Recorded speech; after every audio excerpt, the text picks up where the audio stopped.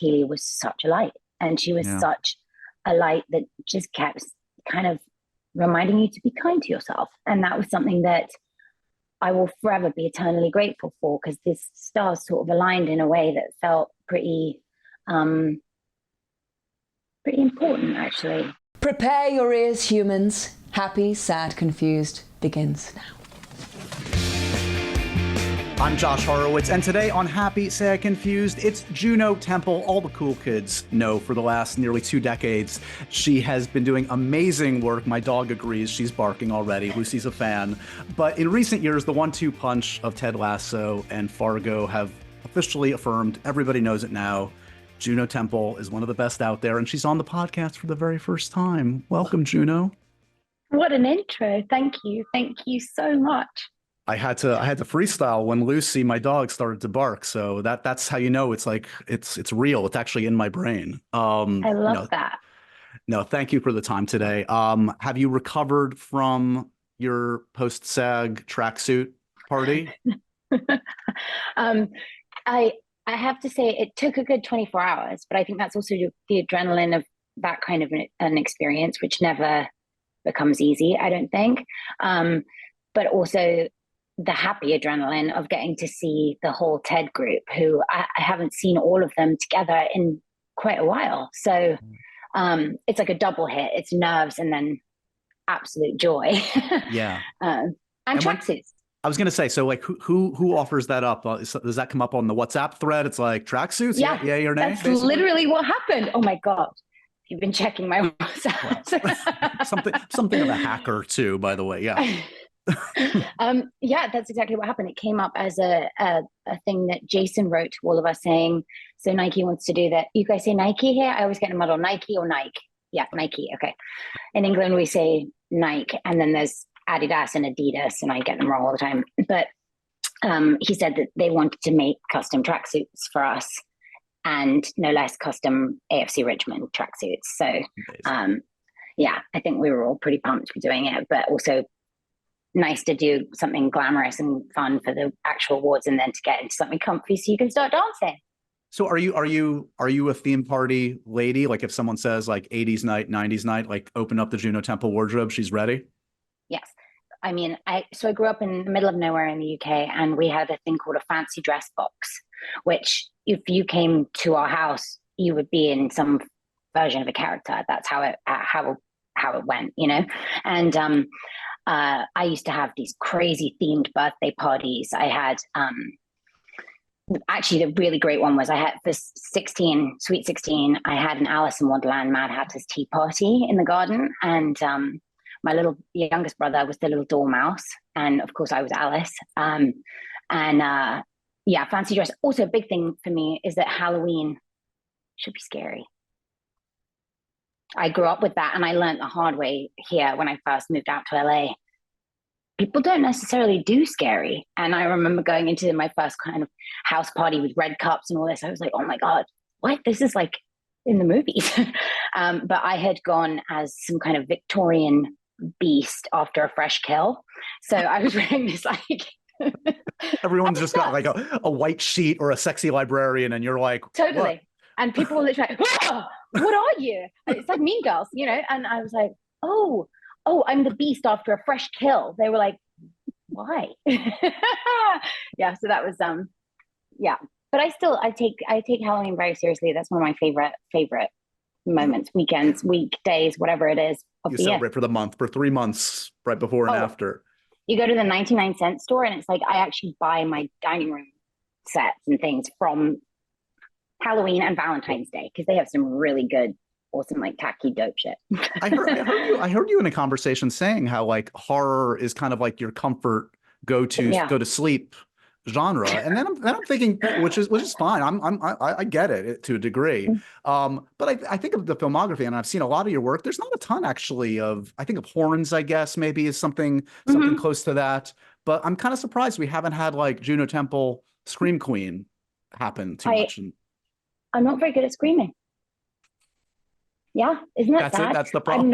I'm not very good at screaming. So I would have to be the person that was being scary, or the creature that was being dangerous, or the zombie, or I'd have to be the thing. that people were frightened of. And so, yeah, hopefully I get to do that one day. But yeah. What's your go-to? Are you like Scream, Nightmare on Elm Street, like Halloween? So I think personally that the original Texas Chainsaw Massacre, the Tobe Hooper one, is a flawless. Well, that's a fucked up movie because it feels like you're watching a documentary. It's like, is this actually scripted or is this actually happening? It's crazy. And also because it is so beautifully shot. I'm so obsessed. And this started at such a young age. I think homage to the Halloween costume. My dad showed me La Belle et la Bête, the Jean Cocteau Beauty and the Beast, when I was like 4, 5 years old. And I fell deeply in love with the Beast. And it introduced me to lighting too, and shadows, and how lighting plays such an integral part on people's faces and makes emotions and makes tensions feel bigger in a space, or can illuminate smoke and the shadow of the smoke against a wall. And like, so it heightens everything. And I think Texas Chainsaw Massacre, I remember someone telling me that they did an art exhibition in New York somewhere where they had Texas Chainsaw Massacre playing without sound on white walls. And people walking around being like, wow. And then suddenly they turned the sound on and it was like, boom. And that's what made it so terrifying. And I think, to me, it's pretty flawless movie. I also grew up in the original Michael Myers house in LA. I heard this. That is what a crazy revelation. Trip. I know. What a trip. I mean, I didn't know that till I was an adult, but yeah, and my parents were definitely thrown by it. But maybe that seeped into my pores too. Well, we need to get you. Yeah, Guillermo del Toro. Be on the lookout. Juno is ready for you. Look at you. You're setting the sights high. Might as well go for the best. So, okay. So bring it on. Am I catching you like in between things? Like, where are you at in your life right now? And how are you? The other thing that just jumped out at me when I'm like thinking back to all your work is like, you work a lot. You have done a lot of work since like you hit the ground running about like 17, 18 years ago. Are you good with downtime? Or are you just sort of like, what's next? I'm not great with downtime. I'm not. I think I would like to get better at it as I get older. I really see with a lot of my friends that are in this industry how much they appreciate their downtime and value it. And I think it's something that I find very beautiful, but I'm still not great at it. That niggly thing of like, oh, wow, it might never happen again. Oh my God, that might have been the last time. That hasn't gone away at all. But that's okay, because I think the joy of it is about kind of being hungry to step into the world of another extraordinary, sometimes ordinary, extraordinary, sometimes extraordinary, ordinary. You know, it's a woman who teaches me a lot about what it is to become a woman. And I think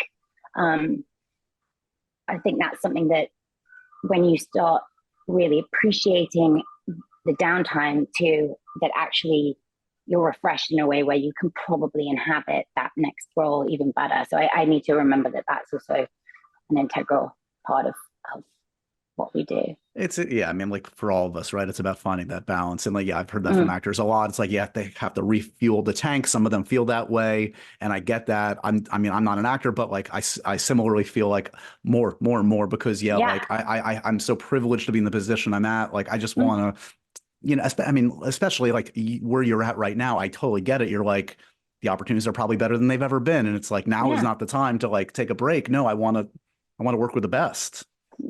Yeah, and just make people proud that ask you to come and join their incredible creations. And I think that's something that I get a real rush from when you collaborate with people. You know, I love those moments of figuring out a scene with your co-stars and having a great director guide you through it. It's just, I mean, it's magic. It must be, I mean, segueing into Fargo, which, I mean, I've loved all of Noah's work through these, I guess, 5 seasons now. And I mean, you've heard this before, but this might be the best one yet, which is saying a lot. This is a fantastic season of television for those that haven't checked it out. And I would imagine when this comes around, it's probably like a progression of like excitement, right? It's like, okay, they want me in Fargo.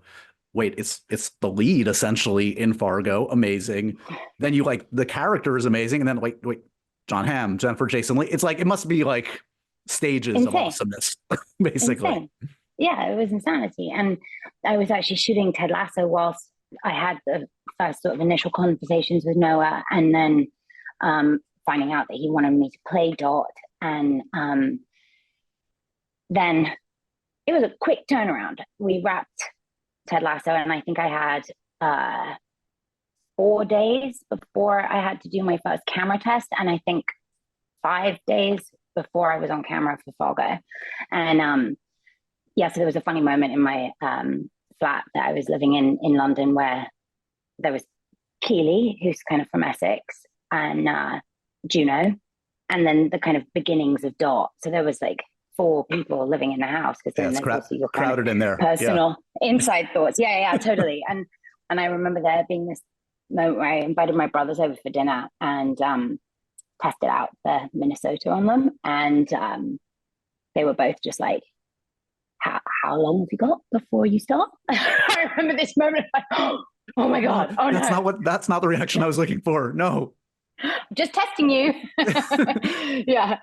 But it must feel like, I know the accent's brought up a lot, but I get it, because like it's such a, like when you're doing it in the moment, you must kind of feel like you're out on a limb. Like you're like, wait, is this working? Like, Noah, tell me this is working. Tell me this is good. Totally. Well, also, I think, the extraordinary dialect coach that helped me through it, she's called Liz Hemmelstein. She worked on the original movie of Fargo and has done all of the seasons, so she knows it through and through. And this is an interesting fact that she told all of us, that if you watch the movie, the 2 girls who are from Bear Lake, the 2 prostitutes, are actually from there. So they are the 2 genuine accents in the original movie. And I can hear their voices.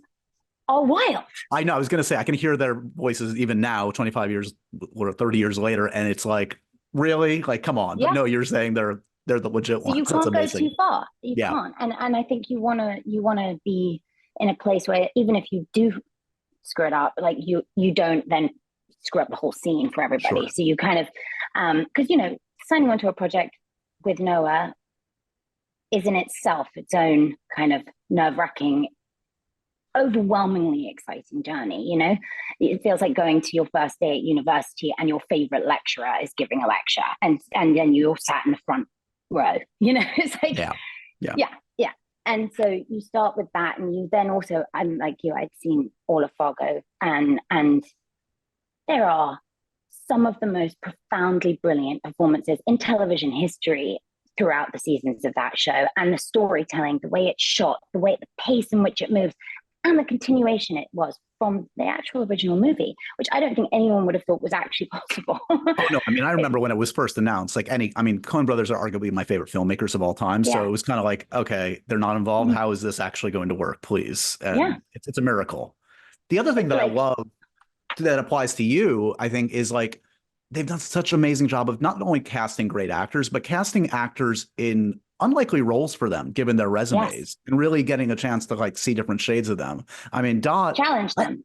This must have been so exciting for you, because like you've been in some different kind of like, I don't know, boxes might be a strong word, but you might have felt that way at certain points in your career. But like being a mom, being a protector, that there's a lot of new territory here. Yes. Hugely. I mean, beyond. First of all, starting from the fact that, being from somewhere with such an extremely different accent, that's just in itself immediately wanting to get comfortable enough where that doesn't feel like it's a performance, right? You have to let that go so you get to that place. And then you're being somewhere where the terrain is so different. I'd never seen snow like that in my life. I thought that only existed in a snow globe, And then, she's a mom, and she's a mom that has a past, and that must have been complicated when she first became a mother. And then she's got these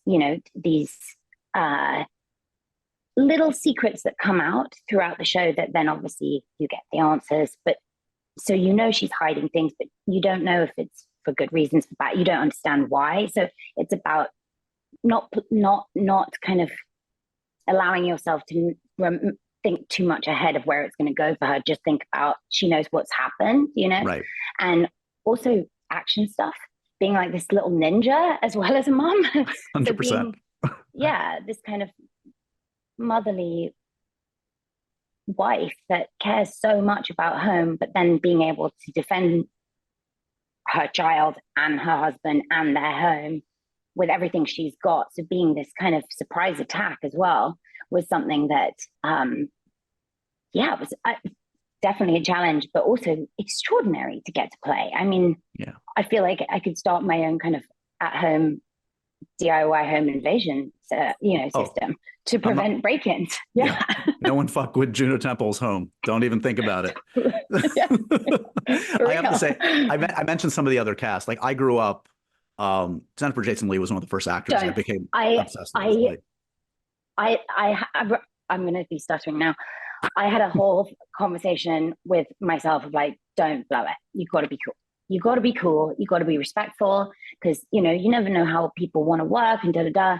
But she has been one of the most iconic, important actresses for me for as long as I can remember, to be honest with you. And so when you find out that you're not only going to be in the same show as her, but that you're going to actually have some of the most important trajectory storylines with her, and that you're going to get to work together in this extraordinary way, I was so excited, and I cannot tell you more about how extraordinary she is as a woman, as a friend, as an actress, as she is mind-blowing. People say you shouldn't meet your heroes, and I'm like, all right, you should.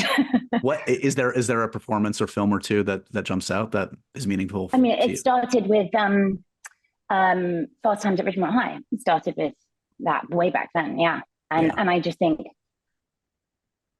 I don't know if I've ever seen her in something where I don't think she makes every moment more spectacular and memorable, to be honest with you. And her performances are so thoughtful, and they are so she's so brave, I think. And I think that's something that I have always been really inspired by, actually. When you're at a family gathering and you feel the need to bend the truth to impress a loved one, an aunt, an uncle, the job's going great, the relationship's going great, you're bending the truth just to make it all more comfortable. That should not be the situation in your doctor's office, guys. You should not have to feel like you are cutting any corners. That's why our sponsor, ZocDoc, is so important. This is the place where you can find and book doctors who will make you feel comfortable and actually listen to you. And we're not talking about just a few doctors. They have tens of thousands of doctors with verified patient reviews, so you can make sure the vibes are all great and you're always comfortable with that very important person in your life. Yes, your doctor. With ZocDoc, you've got more options than you know. Plus, you can search by location, availability, and insurance, so there are literally no compromises here, because with ZocDoc, you've got all the options at your fingertips. ZocDoc is a free app and website where you can search and compare highly rated in-network doctors near you and instantly book appointments with them online. If I needed a doctor, ZocDoc would be there for me. Go to ZocDoc.com/happysad, download the ZocDoc app for free, then find and book a top-rated doctor today. That's ZocDoc.com/happysad. ZocDoc.com/happysad.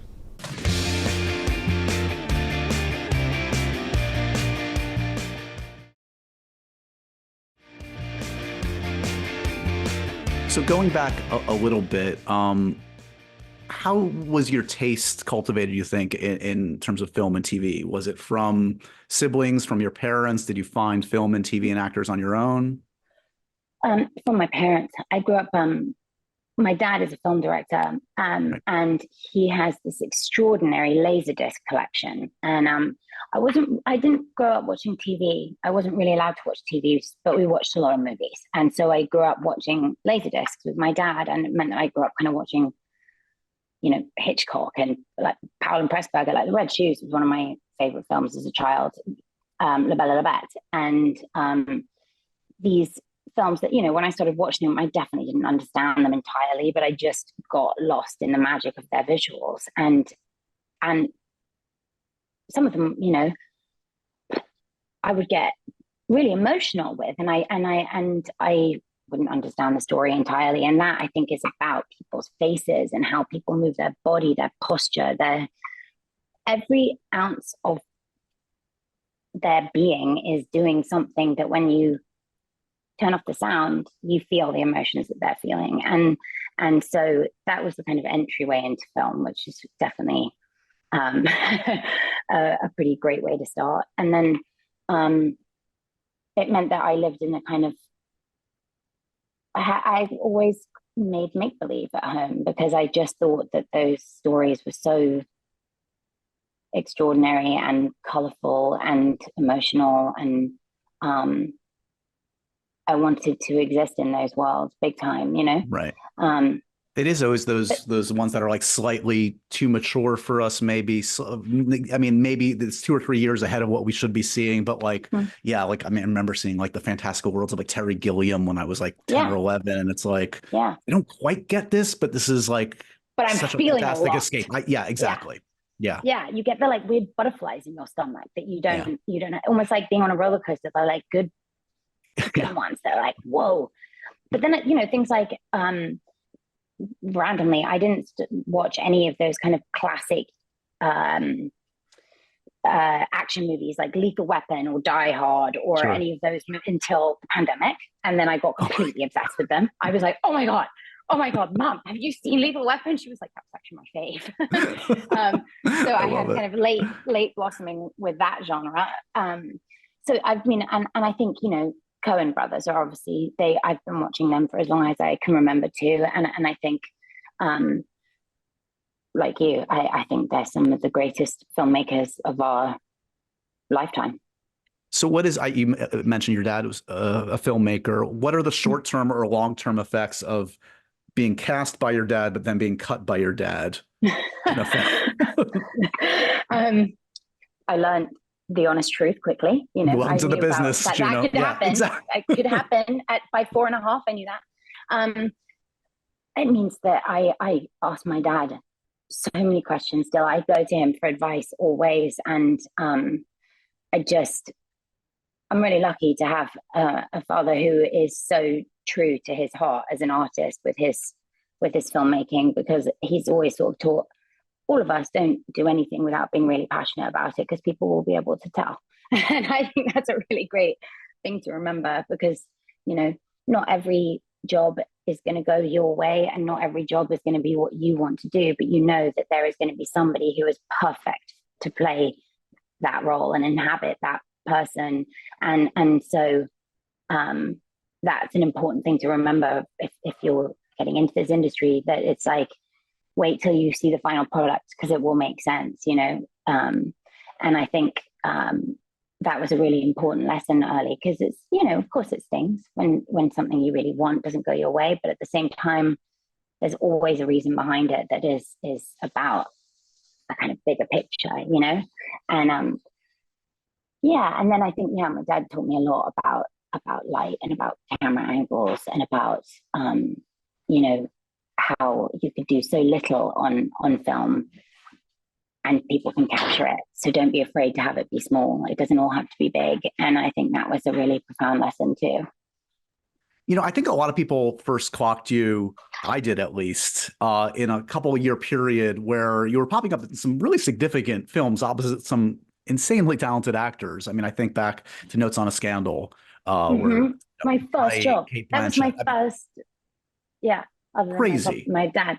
Yeah, that was nuts. And soon thereafter, I mean, there's Atonement and Benedict Cumberbatch and Joe Wright directing. I mean, is there imposter syndrome, or is there the benefit of like, I'm so young, I don't know any better. I don't know if I belong here or not.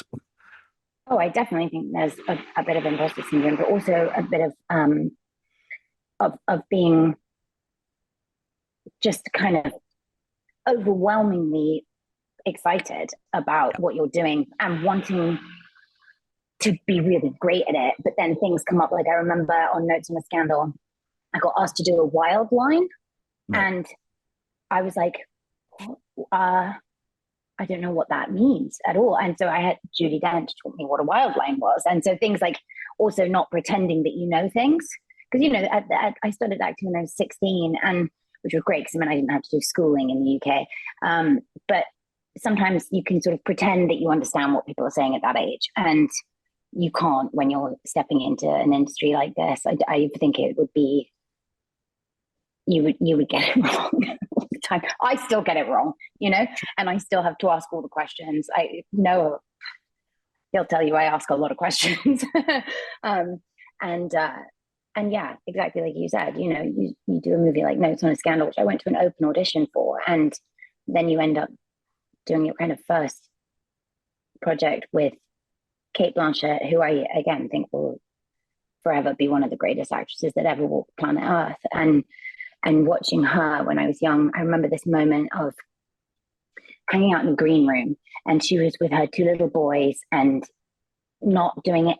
She was in her natural accent, and they were playing around eating raisins, and she was just in mom mode and being so like in it with these little boys. And she was so gorgeous. She was so lovely and so welcoming and so cool. And then we got called to set, and it was about maybe a minute and a half walk from the green room.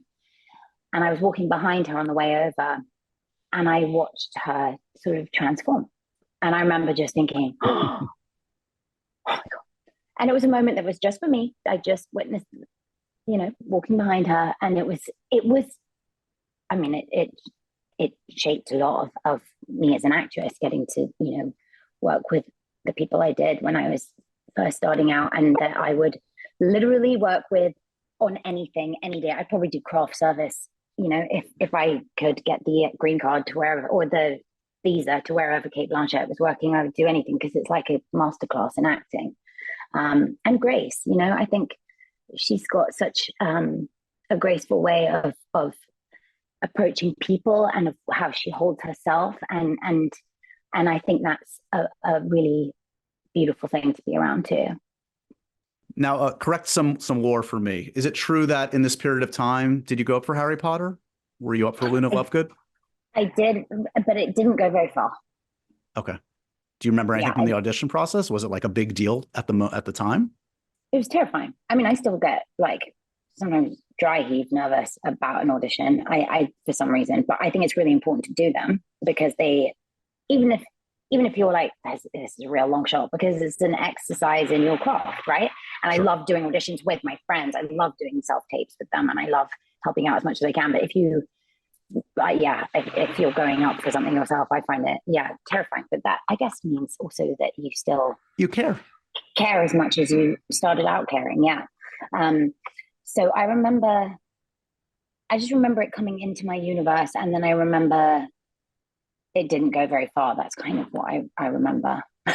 On a more successful note, you do end up in a ginormous franchise in Dark Knight Rises.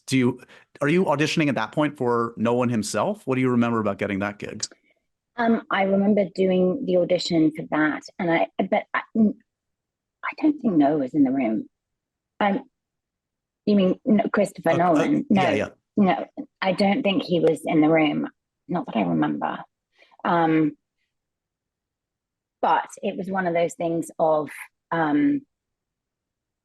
this would be really, really cool. It was because actually the Batman movies were one of the franchises I had seen as they came out.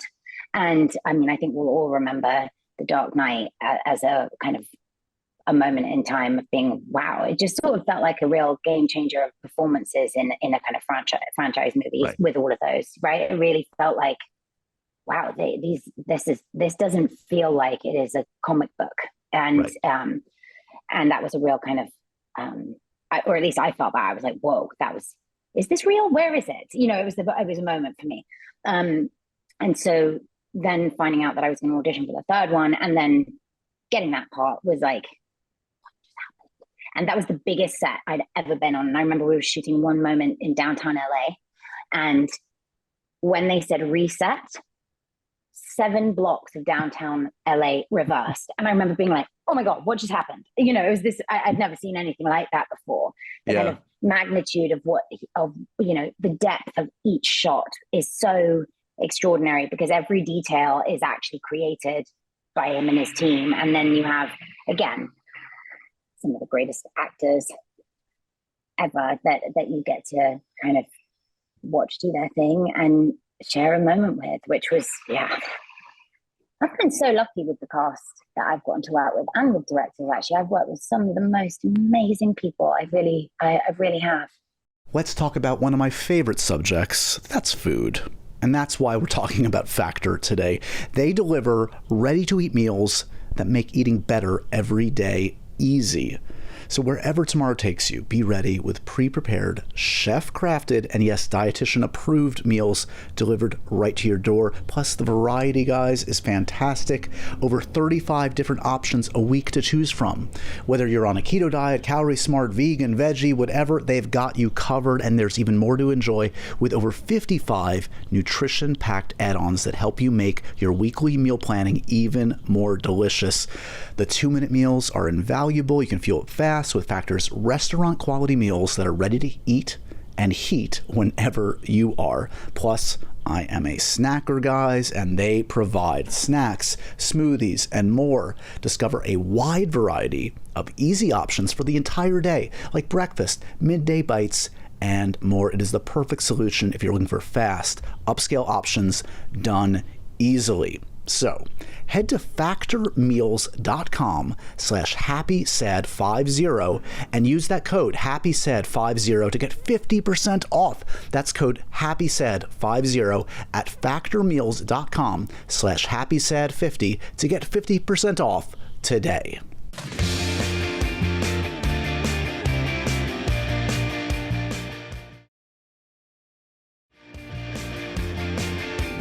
Speaking of collaborators, great cast. Okay, so we have to talk a little Ted Lasso, and I mean, what an insane run. And I don't know, from my vantage point, it feels like it was quick. I don't know for you, it feels like it was coinciding with these crazy COVID years, and part of it is, I think, part of why and how people discovered it and latched onto it in such a profound way. But you're obviously, this is still fresh for you. I mean, does it feel like, I don't know, have you had a time to reflect yet on that experience? Oh, I reflect on it often because I loved playing Keely. She was one of the characters I've had in my life that could play some dark girls, some girls going through some complicated, dark things. And I'm not a method actress. Like it's not that I'm in character all the time, but I definitely am a little bit method. so without meaning to be, it's not like a thought out thing. It's just you can't help but let that seeps in, person get under your skin, you know? And so Keely coming into my universe, which I would never have thought was going to be a thing ever. And then to have her be who I was living with whilst we were going through these crazy years in the world of a pandemic, which is something I don't think anyone in their lifetime thought we would be going through, and how many people kind of realize that they have, you know, maybe they do battle with things that are alien words to them, like anxiety or just mental health in general, which I grew up talking very openly about. So, but it doesn't mean I wasn't affected by it. I was deeply, and I can go really dark. And Keely was such a light, and she was such a light that just kept kind of reminding you to be kind to yourself. And that was something that I will forever be eternally grateful for, because this stars sort of aligned in a way that felt pretty important, actually. Yeah. And that was just my personal relationship with my character, let alone the cast that I got to go and work with every day, and the stories that we were telling, and how it danced this line of, I mean, proper comedy, which was terrifying for me, but then also real human shit. And I think it really did that extraordinarily well. And it was, I think that's also what surprised people, right? I think it was something that, just as it was about to become like real slapstick comedy and just continue on that journey, it would take this crazy turn. And then suddenly you'd be dealing with really important human thoughts and feelings and pains, and then it would turn that corner again when it was about to get real serious. Right. And I think that was something that people connected with, because we all kind of do that. We have to laugh through the things that are really difficult, otherwise they'll break us, right? And but if we don't actually realize them and laugh about them, then they'll break us too. So Sure. it's kind of the important line to dance. And Hannah Waddingham, she has That's what I was going to say. So changed my life. I love does her feel so like much. it does feel like it reminds me of like the scene in like Step Brothers when the two characters see each other and say, can we be best friends? Like, it feels like you have a friend for life. There's a soulmate. And Yeah, for real. And I'm curious, like in terms of from a character perspective, did the relationship off screen influence that relationship on screen? Did the writers write to that personal relationship as well, you think?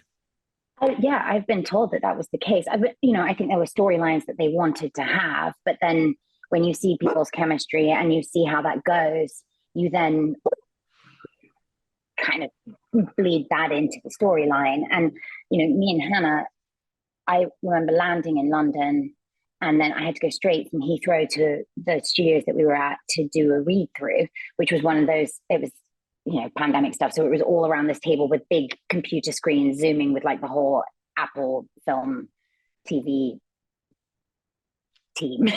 And so it was intimidating. And I was jet lagged and like, oh my God. And coming in to read a comedy show, I was like, this is a disaster. And then I went to the bathroom, and that's where I met Hannah before we sat down to do the read through. And it was this moment where we were both,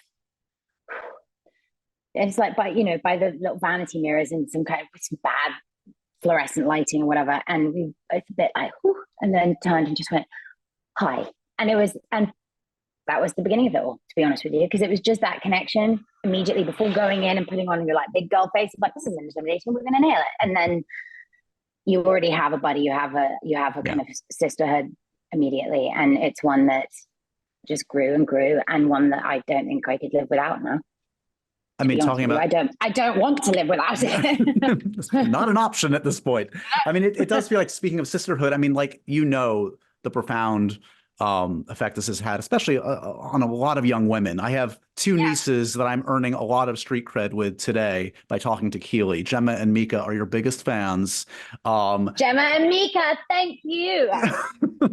That they will die for that. I'm getting cool uncle credit today. Thank you. They, of course, want to know. This is not on me, so don't blame me for the question.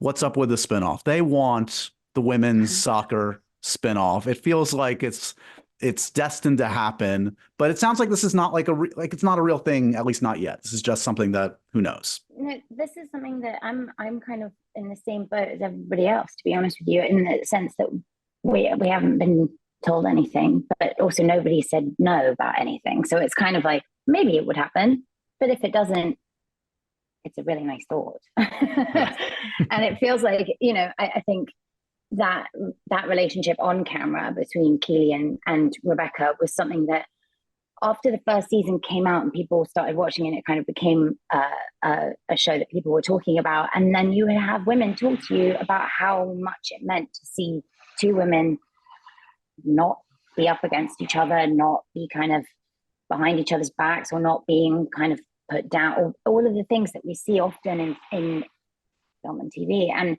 it's like, it does get boring, because what? You also have your girlfriends in your life that, for me, my world wouldn't rotate the same way if I didn't have them. They are so important. And that is something that I think as we put things out into the world, I think it's important to show the positive as much as the negative. 100%. Okay, a couple quick things before I let you go. Coming up, we're going to see you in a much different kind of a movie coming out later this year, the third Venom film. I mean, Tom Hardy. There's no, they don't make him like Tom Hardy. He's a very unique soul on and off the screen, I know. Yeah. How would you describe the Tom Hardy experience? What was it like?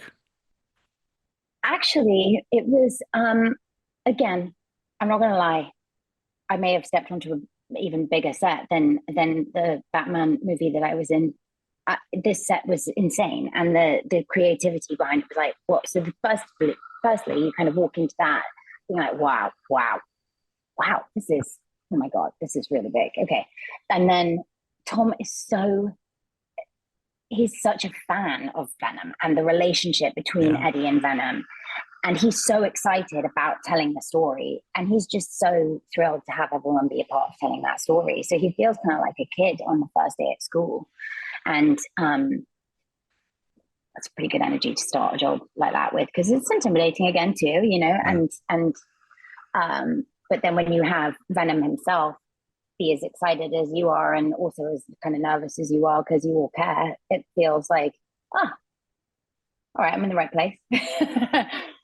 Did you have a sense of like tonally what to go for? Because those first two films are very unique. There's dark comedy to it. Like, was it easy to key into sort of what Tom and Kelly wanted to do? I mean, they were so communicative too. Of if you had any questions, that was an easy fix. But I think it's hard because I don't know how to answer these things without doing anything that might get me cut out of the movie, you know. But I will say that you have to be aware of where your character fits in the world and aware of where they're, you know, going to fit at the end of the movie in the world, and so it's. I mean, it's like any job, you know. You want to make the world feel like the audience are going to get lost in it. You want it to feel real, even though it can be potentially fantastical. Sure. That being said, I feel like there could be some truth to some of the things going on in Venom. That's kind of crazy. We still don't know who you're playing. I mean, in this age where like everything spills, well done in keeping the secret.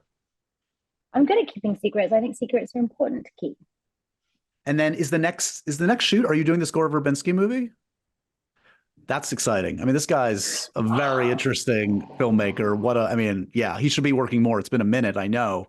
And you've got some of my favorite people. Sam Rockwell, I mean, is like my spirit animal.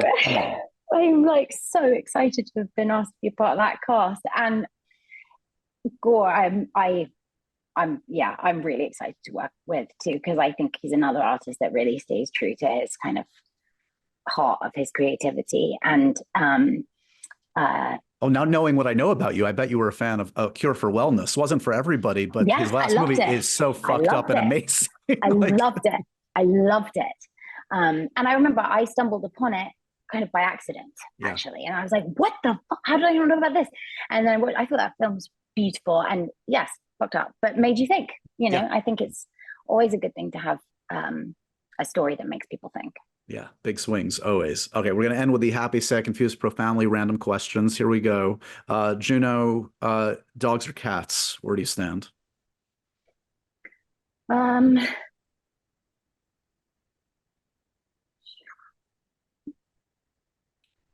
Maybe a cat. Okay. If you'd asked me last week, I may have said a dog, but I think maybe a cat. Okay. Okay. Do you collect anything? Yes. Vintage clothing and vintage Playboy pieces. Sorry, I panicked with the last one. Like I've got some, vintage Playboy lamps and things. I like, Hysterical. Amazing. Okay. What's the wallpaper on your phone? It's my fiance in Calgary, where we shot Fargo, talking to the actual skeleton of the Tyrannosaurus Rex that they recreated in Jurassic Park. Because they have it in Drumheller I can tell you, in Drumheller in just outside of Calgary. I'm a dinosaur nut. Okay. There it is. Hey, they're making a new Jurassic 2, Juno. Get in on that. I asked about that with the Jurassic World. I would die. I would literally die. I love dinosaurs and I have forever. Mm-hmm. Are you dinosaurs, Barbie? Are you good at running away from things that aren't there? I did a lot of my own running in Fargo, actually. So I can run if I'm being paid or chased. Not as a choice. Last actor you were mistaken for? Do you get mistaken for anybody? Somebody stopped me not that long ago and asked if I was Juno Templeton. Okay. So close. So close. So close. Mm-hmm. What's the worst note a director has ever given you?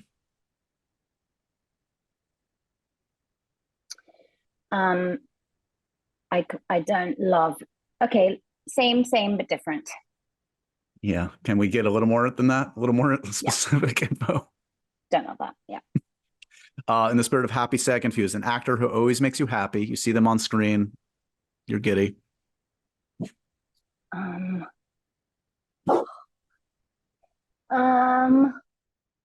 Margot Robbie. Always happy. Sounds like you want in on Barbie too. I would, yeah, I'd be a Barbie. What's a movie that always makes you sad? Terms of Endearment. That's mine. Kills me. The music kicks in. I put it on to have one of those like feral breakdowns when you need it because it's undeniable. And a food that makes you confused. Food that makes you confused. Anchovies. Yeah, is it the sliminess or the salt or just a little bit of everything? I just don't know why you'd eat them because they don't. They don't do anything for you. Good. Got it. Yeah, that's fair. It's fair. It's been a pleasure, Juno. We have powered through my dog Lucy's worst behavior ever on a Happy, Sad, Confused episode, but it was worth it because we got to know each other a little bit today. Yeah. Congratulations. It was definitely worth it. Congratulations, honestly, on everything. The two recent works are fantastic, of course, as is everything. But everybody, if you haven't checked out Fargo, Ted Lasso, as if it needs any more plugs, but it's amazing. Thank you so much for the time. Thank you. Thank you for having me. And I was thrilled that Lucy wanted to be a part of it today. So thank you both. She's a big fan. We both are. Love it. Thank you. And so ends another edition of Happy, Sad, Confused. Remember to review, rate, and subscribe to this show on iTunes or wherever you get your podcasts. I'm a big podcast person. I'm Daisy Ridley, and I definitely wasn't pressured to do this by Josh.